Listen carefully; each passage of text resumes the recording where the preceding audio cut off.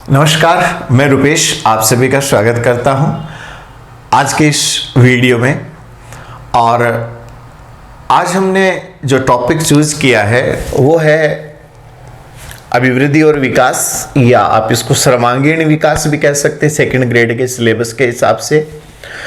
ये हमारा साइकोलॉजी की सीरीज में आज पहला वीडियो है और मेरी ये कोशिश रहेगी कि मैं रोज एक वीडियो आप लोगों के लिए पक्का लेके आऊं। और अभी जो हम टॉपिक लेंगे, पहले टॉपिक लेंगे जो कॉमन टॉपिक है, क्योंकि अभी जनवरी में थर्ड ग्रेड का एग्जाम होना है, फिर सेकंड ग्रेड और फर्स्ट ग्रेड भी है। तो जो सिलेबस है जो अलग अलग समय पर आरपीएससी ने और बोर्ड ने जारी किया है, उसमें मनोविज्ञान का परिचय, मनोविज्ञान की उपयोगिता परिचय का टॉपिक, दूसरा अभिवृद्धि और विकास का टॉपिक, तीसरा अधिगम का टॉपिक, चौथा समायोजन मानसिक स्वास्थ्य। ये चार टॉपिक तो ऐसे हैं जो कॉमन हैं, आएंगे, तीनों एग्जाम में आएंगे। इसके अलावा अभी प्रेरणा का टॉपिक ग्रेड 3 में भी काम आएगा, 2 में भी काम आएगा। बुद्धि का, सृजनात्मकता का, संवेगात्मक बुद्धि का, और उसके अलावा जो व्यक्तिगत भेद या जिनको विशिष्ट बालक या विभिन्न प्रकार के अधिगमकर्ता, कई नामों से इस टॉपिक को जाना जाता है, ये ग्रेड 2 और 3 दोनों में कॉमन होगा। साथ ही मेरी कोशिश ये भी रहेगी कि जो फर्स्ट ग्रेड के स्टूडेंट्स हैं जो अलग अलग सब्जेक्ट के साथ फर्स्ट ग्रेड का एग्जाम देंगे, तो उनके जो शिक्षा शास्त्र पेडागोजी, जिसमें टीचिंग मॉडल्स हैं अलग अलग प्रकार के, इसके अलावा आईसीटी पेडागोजी, आईसीटी का जो पोर्शन है, टीचिंग एड्स का जो पोर्शन है जिनको शिक्षण सहायक सामग्री कहते हैं, कोऑपरेटिव लर्निंग है, उन टॉपिक्स के भी मैं वीडियो बनाकर अपलोड करूंगा। तो आप सब लोगों से यही गुजारिश है कि आप इन वीडियोस को अपने साथियों को बताएं।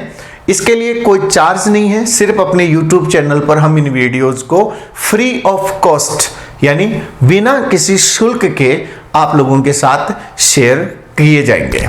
तो लेट्स शुरुआत करते हैं आज हम अपने पहले वीडियो की।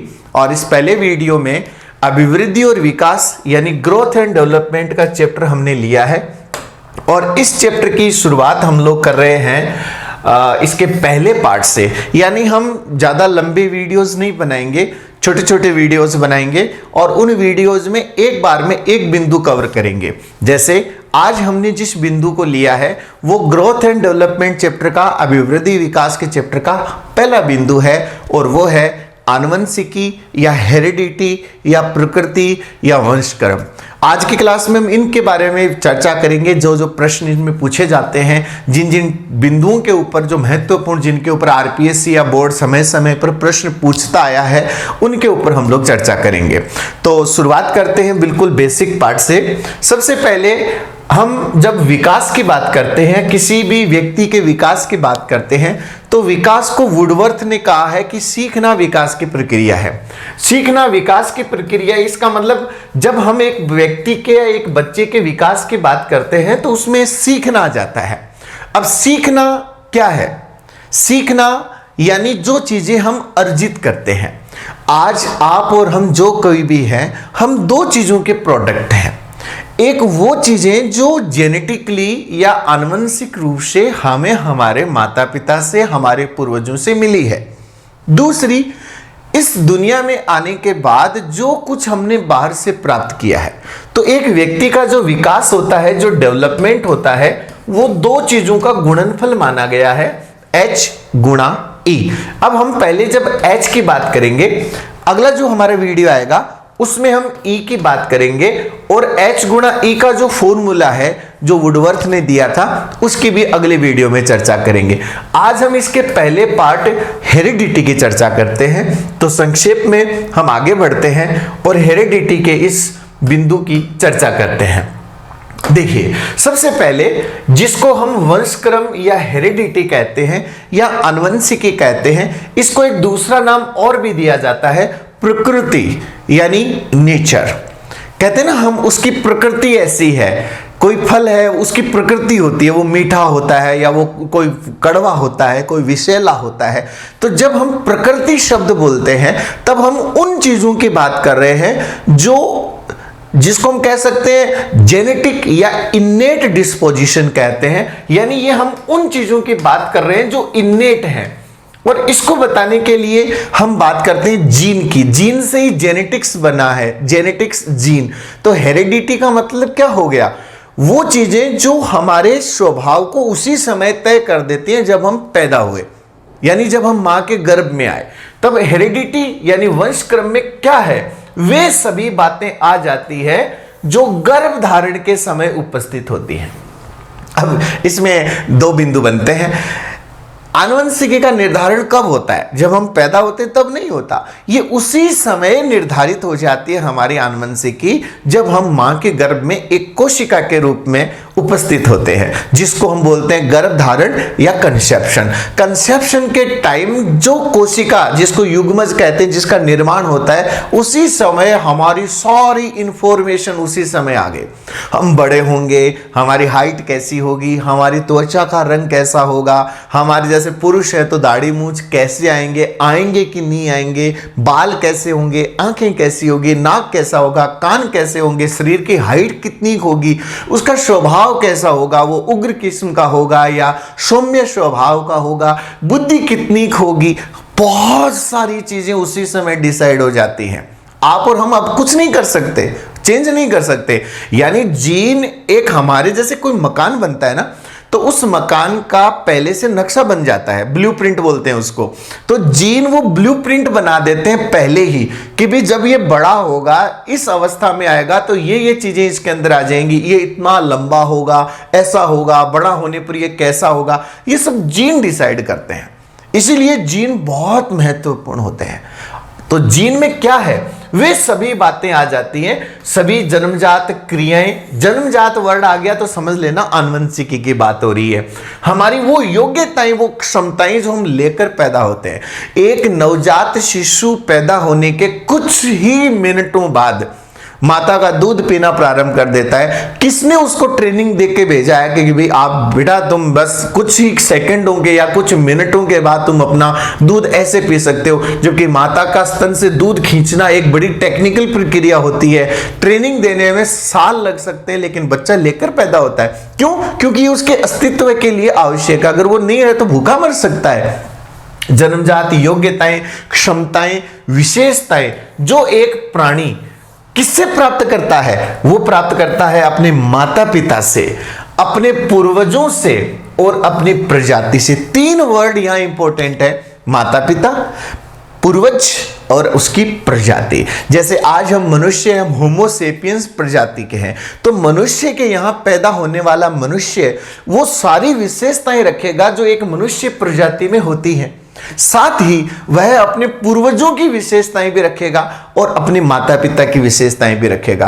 तो कुल मिलाकर हम तीन चीजों से आनुवंशिकी प्राप्त करते हैं। मनुष्य यानी हमारी मनुष्य प्रजाति से, हमारे पूर्वजों से जो पीढ़ियों से जो हमारे वंश क्रम जो हमारा चलता आ रहा है, और हमारे तत्कालीन माता पिता जो जस्ट हमसे जस्ट ऊपर की पीढ़ी वाले माता पिता। तो तीनों का योगदान हमारी आनुवंशिकी में होता है।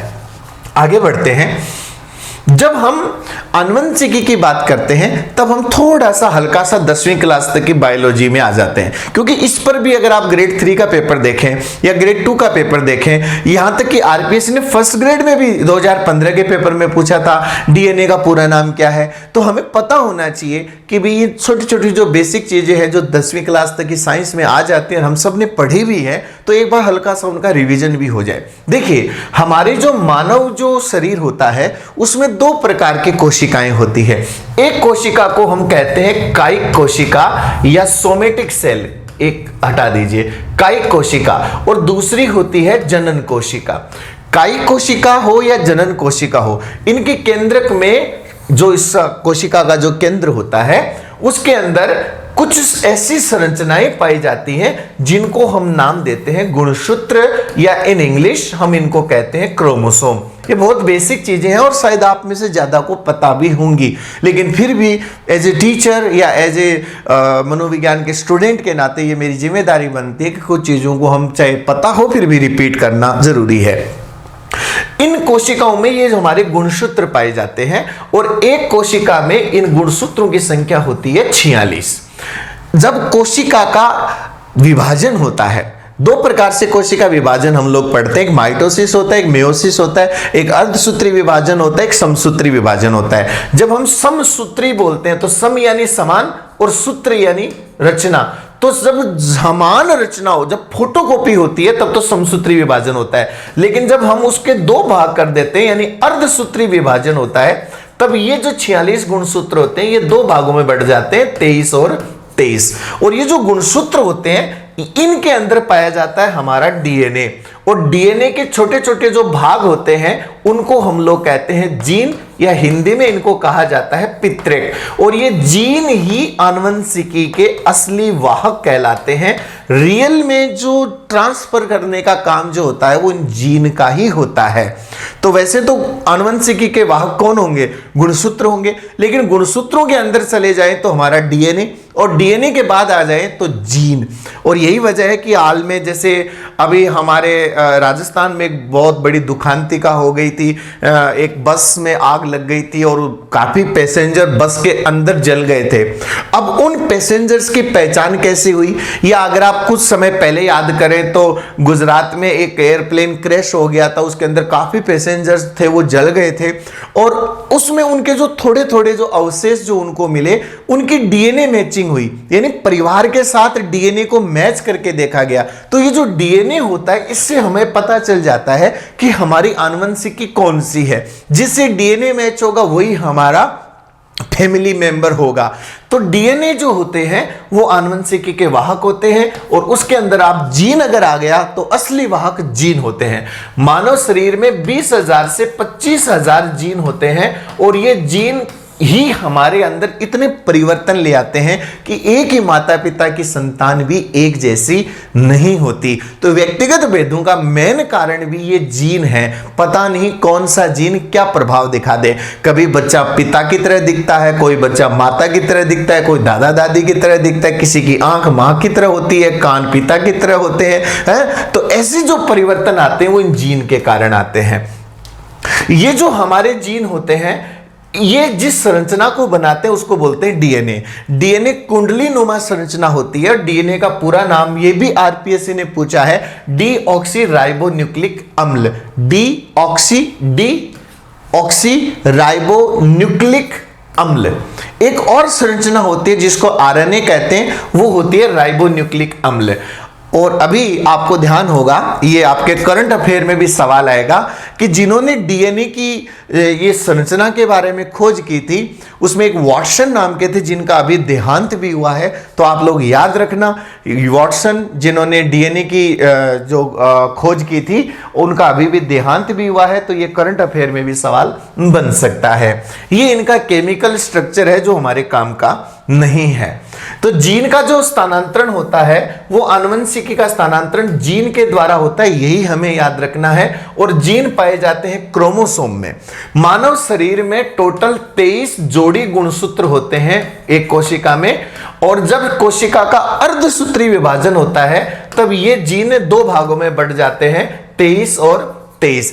इन 23 में से 22 गुणसूत्र तो अन्य विशेषताओं को रखते हैं, जैसे बॉडी के बारे में है, इंटेलिजेंस है, उसका जो टेम्परामेंट जिसको स्वभाव कहते हैं, वो सारी चीजें 22 में आ जाती हैं। और ये जो 23वां गुणसूत्र होता है, ये 23वां गुणसूत्र लिंग का निर्धारण करता है। पुरुषों का जो गुणसूत्र होते हैं उनमें 23वां जो गुणसूत्र होता है वो या तो X होता है या Y होता है, और महिलाओं में ये X ही होता है। इसके पीछे जो रीजन है वो क्या है वो मैं आपको बताता हूं। जैसे एक पुरुष में जो 44 प्लस XY गुणसूत्र होते हैं और एक स्त्री में 44 प्लस XX होते हैं। जब आप इसका दो भागों में विभाजन करेंगे तो वो दो भाग या तो 22 प्लस एक भाग X होगा और दूसरा 22 प्लस Y होगा। अब हमें ये नहीं पता कि जो पिता से गुणसूत्र आ रहा है वो गुणसूत्र 22 प्लस X वाला है या 22 प्लस Y वाला है, लेकिन माता के इसका विभाजन होगा तो वो 100% 22 प्लस X ही होगा। इसलिए पिता X भी दे सकता है और Y भी दे सकता है, लेकिन माता सिर्फ X देगी। जब X का संयोजन X के साथ होगा तो फीमेल यानी पुत्री का जन्म होगा, और Y का संयोजन जब X के साथ होगा तो संतान पुत्र यानी लड़के का जन्म होगा। तो अब आप मुझे बताइए, जब ये निर्धारण पिता से हो रहा है तो दोष मां को क्यों कि तूने बेटा पैदा किया या तूने बेटी पैदा की? उसके तो हाथ में ही नहीं है?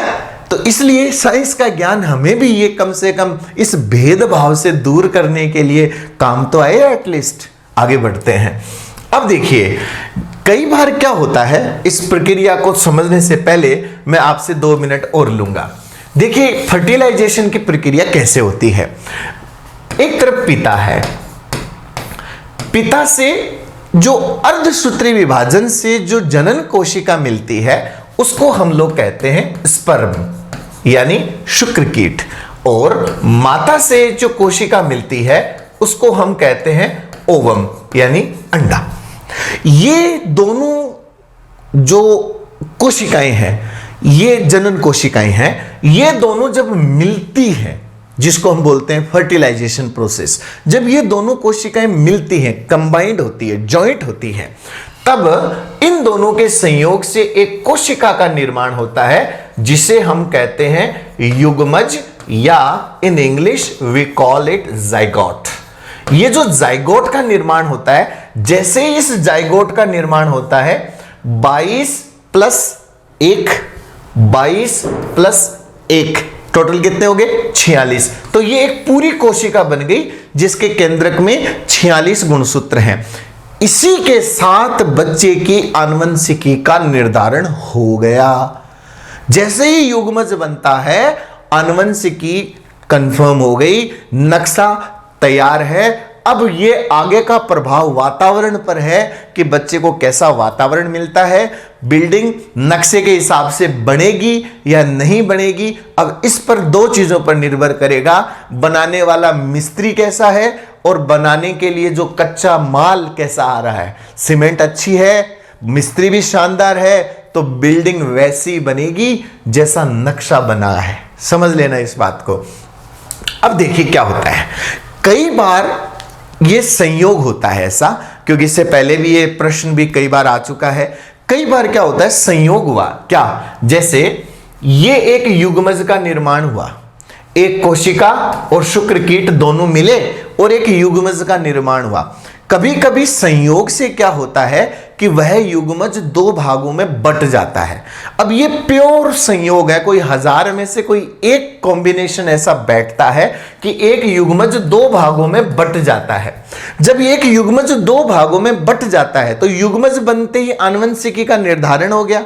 भाई आपने चाय बना ली, पतीले में चाय, पानी, चाय पत्ती, चीनी सब डाल दी, अदरक सब डाल दी। अब आप उसको 1 कप में डालो चाहे 10 कप में डालो, चाय का स्वाद तो वही रहना है ना, क्योंकि जो कुछ बनना था वो तो पहले ही बन चुका है। तो इसलिए युग्मज बनते ही आनुवंशिकी डिसाइड हो गई। अब इसके 2 टुकड़े हो गए चाहे 3 टुकड़े होंगे, आनुवंशिकी तो सेम रहेगी। तो जब इसके 2 टुकड़े हो जाते हैं तो 2 अलग अलग संतान जन्म लेती है। ये 2 संतान सेपरेट भी हो सकती है, कभी कभी ये जुड़ी हुई भी हो सकती है। अभी कुछ आपको ध्यान होगा, पंजाब में 2 भाई हैं, वो कमर से नीचे का हिस्सा दोनों का सेम है, कमर से ऊपर दोनों का हिस्सा अलग अलग है, दोनों आइडेंटिकल है। इसका मतलब कभी कभी ये जुड़े हुए भी हो सकते हैं और सेपरेट भी हो सकते हैं। आप इन दोनों लड़कियों को देखिए, आपको इनमें कोई अंतर नजर नहीं आएगा। आप इन दोनों विद्वानों को देखिए, एक ने मूंछ जरूर रख रखी है, बाकी इनमें कोई अंतर नहीं है। पता है ये दोनों सेम टू सेम कौन से होते हैं? ये वो होते हैं जिन्हें हम कहते हैं समयमज, और in English we call them identical twins. ये आइडेंटिकल ट्विंस कौन होते हैं? इनको एक नाम और भी दिया जाता है, दैट इज मोनोजाइगोटिक ट्विंस। ये मोनोजाइगोटिक ट्विंस कौन होते हैं?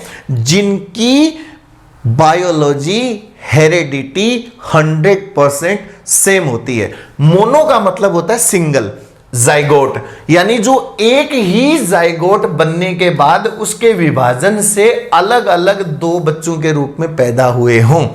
इनकी बायोलॉजी 100% सेम होती है और इसीलिए मनोविज्ञान में सबसे ज्यादा इंटरेस्ट वाले व्यक्ति होते हैं ये रिसर्च के लिए, क्योंकि अगर मोनोजाइगोटिक ट्विन है और अगर इनको अलग अलग वातावरण में पाला गया है, आगे चर्चा करेंगे हम लोग इसके बारे में, फिलहाल मैं आपको ब्रीफ ओवरव्यू दे रहा हूं।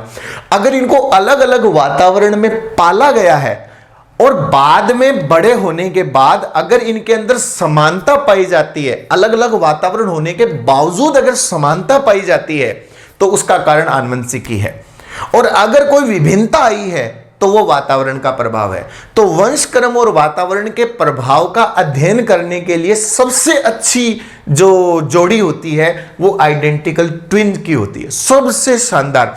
आप अगर आपने मेरी वाली जो मनोविज्ञान की किताब अगर आपके हाथ लग गई है तो उसमें मैंने आपको स्टडी दी है बुचार्ड की। बुचार्ड ने मिनेसोटा ट्विन स्टडीज के नाम से बहुत सारे बच्चों की स्टडी की है जो आइडेंटिकल ट्विन है। तो ये आइडेंटिकल ट्विन ऐसे होते हैं, इनको मोनोजाइगोटिक ट्विन भी कहते हैं। इनकी बायोलॉजी 100% समान होती है। एक चीज हम और भी कह सकते हैं कि इन बच्चों का जब जन्म होता है तो इनकी जो जन्म के समय जो प्लासेंटा होती है वो एक ही होती है। प्लासेंटा एक ही होने का मतलब समझ लीजिए, इस डायग्राम से आपको समझ में आ जाएगा। ये जो डायग्राम आप देख रहे हो है थोड़ा साइंटिफिक लेकिन समझने के लिए अच्छा है। देखिए ये जो दो बच्चे हैं ये वो नाल है जिसको अपन गर्भनाल कहते हैं। ये दो बच्चे अलग अलग प्लासेंटा में जुड़े हुए, इनके कवरिंग देखिए आप अलग अलग है, लेकिन इन दो बच्चों के देखिए इनकी कवरिंग बिल्कुल सेम है। प्लासेंटा इनकी जो गर्भनाल है वो भले ही अलग अलग है लेकिन इनका जो ये जो आप कवरिंग देख रहे हैं जिसको अपन प्लासेंटा कह रहे हैं वो सेम है। तो जो बच्चे मोनोजाइगोटिक ट्विन होते हैं ना वो मां के गर्भ में एक ही प्लासेंटा, एक ही गर्भ की जो थैली होती है उसके अंदर विकसित होते हैं। अंदर का माहौल एक जैसा, आनुवंशिकी एक जैसी, तो पैदा होने के बाद इनको पहचानना मुश्किल हो जाता है कि कौन ए है और कौन ब है। आपके सामने भी अगर ऐसे बच्चे आए आपको खुद को कंफ्यूजन हो जाएगा कि कौन सा ए है कौन सा ब है ना। गलती किसने की, सजा किसको मिल गई। देखिए इन दोनों को देखिए आप, ये आइडेंटिकल ट्विन्स हैं। मैंने कुछ इमेजेस ली है। एक रिसर्च जो बुचार्ड ने मिनेसोटा ट्विन स्टडीज के चैप्टर में उन्होंने बताई है, उन्होंने दो लोगों को खोज निकाला, क्या समानता मिली है इंग्लिश में लेकिन मैं हिंदी में बताता हूं। वो 37 दिन बाद, पैदा होने के 37 दिन बाद दोनों सेपरेट हो गए। उनको अलग अलग लोगों ने पाला। दोनों ही स्वभाव से रोमांटिक थे। वो अपनी पत्नियों को, क्योंकि वो जब मिले ना उनकी एज 40 के आसपास थी तो काफी उम्र निकल गई ना, तो दोनों ही रोमांटिक थे। दोनों ने अपने बेटे का नाम जेम्स रखा, दोनों ने अपने बेटे का नाम। और जिंदगी में पता वो कब मिले, 40 साल के लगभग जब उनकी उम्र हो गई थी तब उनको बुचार्ड ने खोज निकाला। आप बुक को पढ़ेंगे आपको पता चलेगा। दोनों ने अपने बच्चों का नाम जेम्स रखा। दोनों के पास डॉग था, डॉग का नाम टॉय रखा। दोनों की पहली पत्नियों का नाम लिंडा। कितनी, और जिंदगी में कभी मिले नहीं है। एक कहीं है, एक 200-500 किलोमीटर दूर है, पता भी नहीं है कि ये मेरा जुड़वा भी है। वो तो बुचार्ड ने खोज निकाला तब पता चला। दोनों की वाइफ का नाम लिंडा। दोनों का डाइवोर्स हुआ। दोनों की सेकंड वाइफ का नाम सेम, बेटी, PTY। क्या कमाल है, कैसे पॉसिबल है। मैं कह रहा हूं साइकोलॉजी में इतनी इंटरेस्टिंग स्टोरीज हैं। ये जो मैं बता रहा हूं ये आपकी, ये अमेरिका में न्यूयॉर्क टाइम्स में पब्लिश हुई थी सितंबर 1979 या 1977 की बात बता रहा हूं मैं। दोनों को लकड़ी का काम करना पसंद।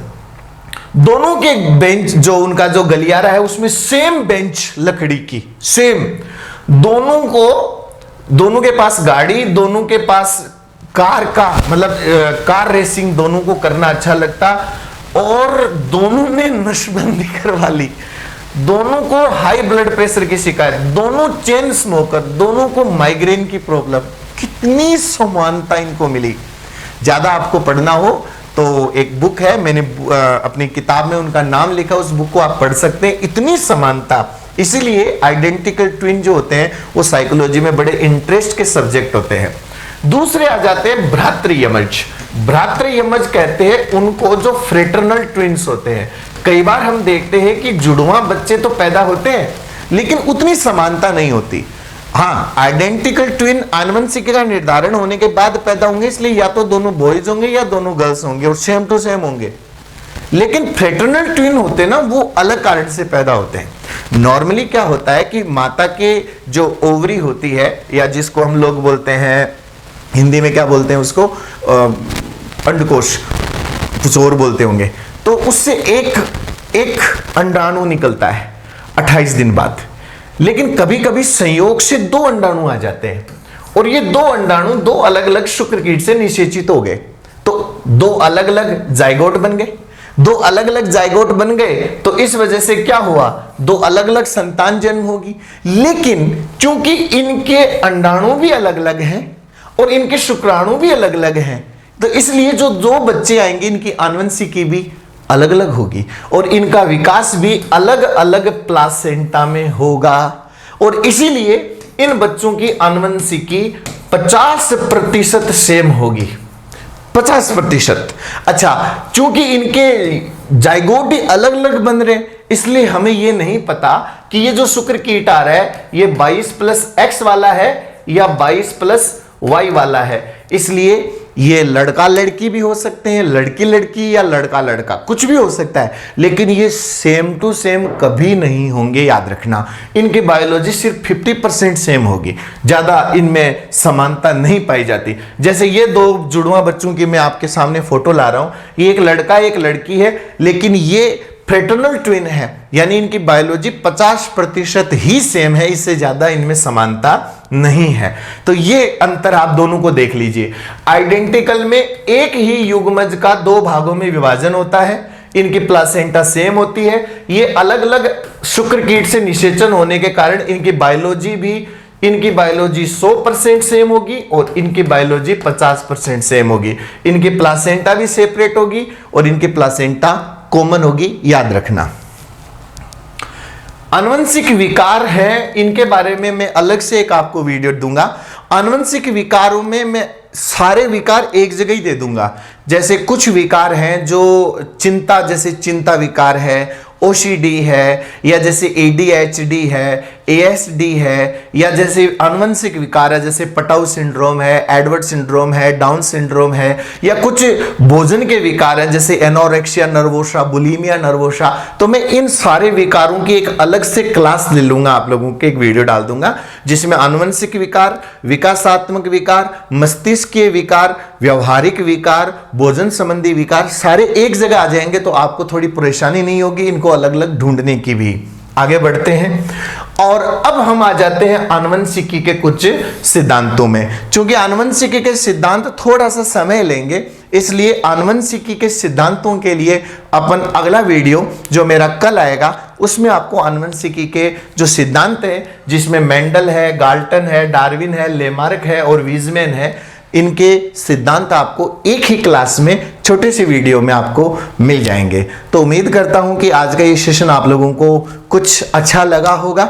आप लोग अपना फीडबैक जरूर देना, आपको कैसा लगा, ताकि हम इसमें कुछ और आपको सुधार की गुंजाइश लगे तो वो हम करते रहें। और अगर वीडियो अच्छा लगे तो आप लोगों को इसको शेयर करना है, अपने साथियों को बताना है। अच्छी चीज अगर लगे तो सब तक पहुंचनी चाहिए, खराब लगे तो रोक देना, मुझे बता देना तो मैं इसको रोक दूंगा। फिलहाल धन्यवाद, जय हिंद।